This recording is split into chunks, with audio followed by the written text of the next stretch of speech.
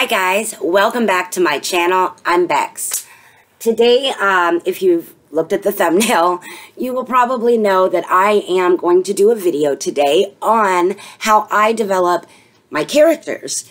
And I'm hoping maybe this video might help you if you're trying to also develop characters for your story. Now, obviously there is a lot that goes in to development of a character, and this is just one way. This is not the only way to do it. I have quite a few steps in my process, and I'm kind of an overthinker and an overwriter. So all of the things that I have written down to share with you, just keep in mind that you do not have to do it this way. You do not have to go as in-depth as I do. But I just find it easier for me to really get into the mind and the body of the character. I have a hard time kind of staying on task. As you know me, I'm usually kind of all over the place.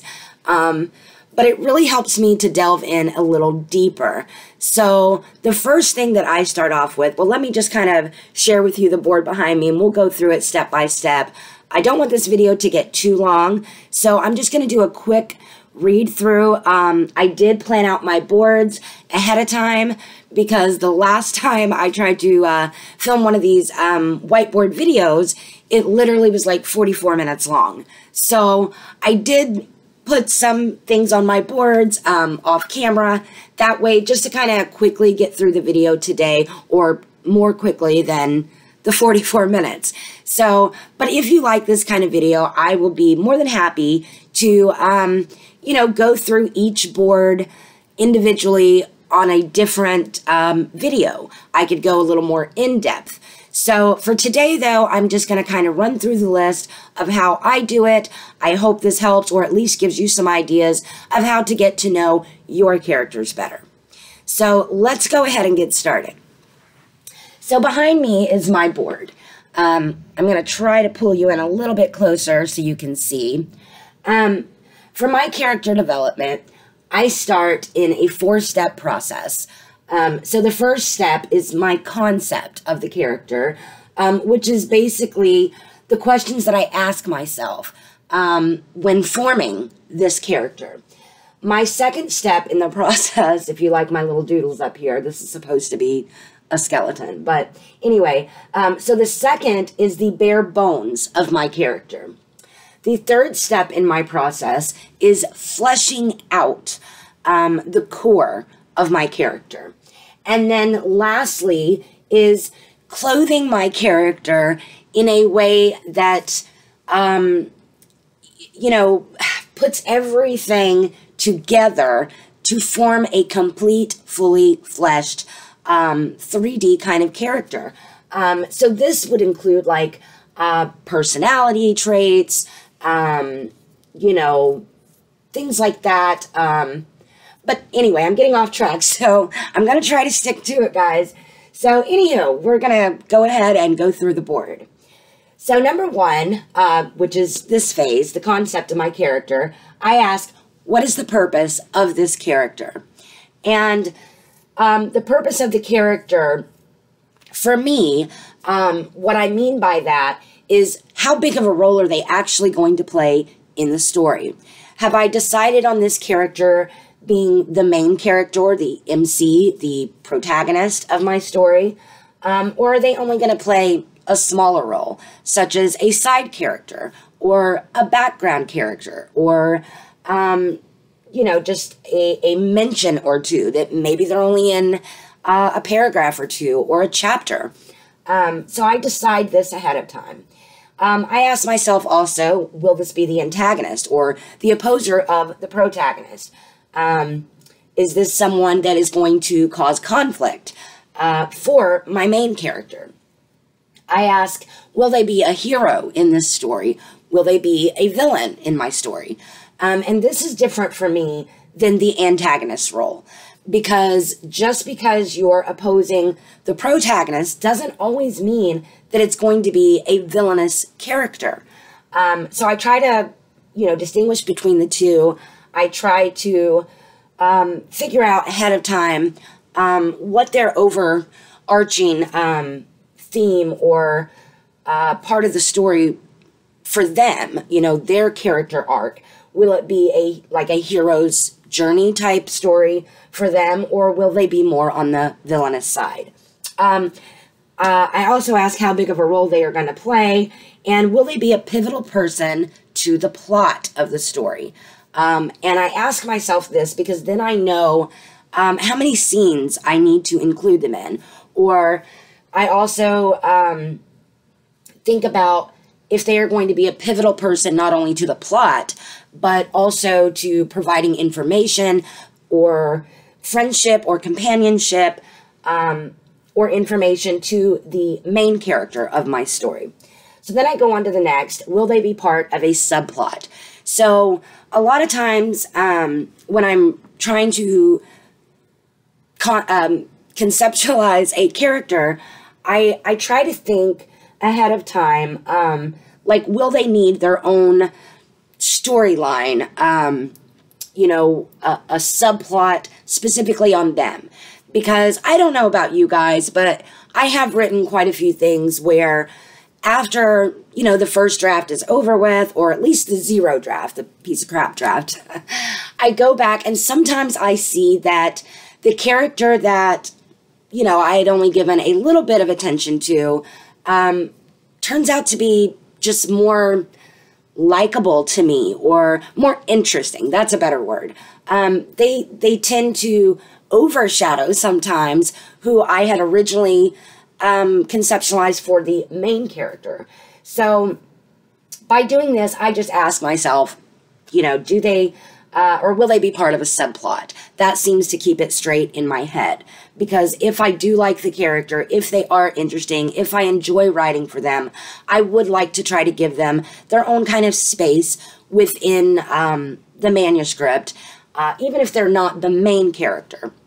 So then I ask, will this character be a love interest? So how are they going to be involved in the story? If they are not the main character, will they be a love interest for the main character? Then I also ask if they are going to be male, female, or identify as other. I ask if they have any special abilities or if they have any disabilities that would play an important role in the story. Because the important thing about when you're writing stories, any stories, is to make sure that you are inclusive and that your character, your main actors, if you will, in your story are diversified. So anyway, that's what those questions usually help me. And this isn't the, you know, end all be all or whatever, but this is generally speaking the kinds of questions that I like to ask when I'm conceptualizing a character. So, on to part 2, which is my bare bones here. The bare bones is really simple. It's it just helps clarify a few things for me. And it is, you know, how you first picture that character. So, I often ask myself, what is the age of this character? What is their sex or gender? Their name and a general description.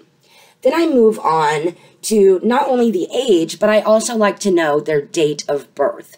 Now, for some, this may seem redundant or silly, but I like to know because if my story, say my story's timeline takes place over, you know, a span of a year or two or whatever, you know, is it important or could there be a scene that has their birthday in it, shows them getting older? Maybe something happens.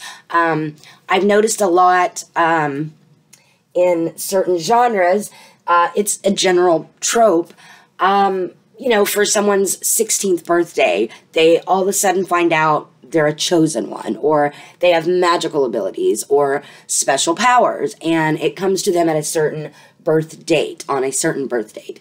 So that's why I like to keep the date of birth in mind. Also, for those of you who are into, you know, New Age or astrology or the zodiac signs, sometimes that can give you a closer and deeper look into your character's psyche and how they may or may not act in any given situation, what their general temperament is, or disposition, or just general traits for that type of character, according to maybe their zodiac signs. So then I also go on to the main goal. I like to ask myself, what is my character's, regardless if it's a side character or a main character or the protagonist or the antagonist, I like to ask myself, what is their main goal within the story? Then I have to ask myself, what is their motivation behind the goal? This can be given on many, many levels, but the motivation that I usually like to think of is what is pushing them or driving them to actually pursue the goal. So, you know, maybe it's blackmail, or maybe it's a strong desire or a belief, or even a false belief that moves them towards wanting to complete that goal. So that's a good question to keep in mind. Then the next, again, I have already said, but it is what is driving them. So oftentimes people will combine these two, the motivation behind the goal and what is driving them. But sometimes, given the situation, they could be two separate things. So anyway, that is my first half, part 1 and part 2 of how I like to develop my characters. I'm going to look real quick at the time here, and it looks like we're already at 12 minutes. So I think what I will do is go ahead and put up a part 2 to this video, and we will work on, or I will share with you the 3rd and 4th steps in developing a character for me. So that's all I have for you guys today. I hope that this video helped in some small way to clarify at least, you know, a way that you could use for, you know, creating your characters. You don't have to do it this way. You could adapt any of these things or none of them really to fit your style and what you're looking for when you start, you know, putting pen to paper and bringing those characters to life. So that's all I have for you today. Thank you so much for watching. I really do appreciate it. And I'm going to go ahead and get busy filming the next part. But you guys have a great day. And that's it, guys. If you like this kind of video, please give it a thumbs up. I will be more than happy to bring you more whiteboard videos. Just let me know in the comments what you would like to see, what you're interested in. And let me know if any of this is what you do. If you agree or disagree, or if you would like to expand upon some of the things I mentioned, feel free to do so in the comments. And as always, if you want to be notified as soon as I upload, click that bell. And that's it, guys. Thanks so much again for watching. I appreciate each and every one of you. Have a great day, and I'll see you in the next one. Happy writing. Bye!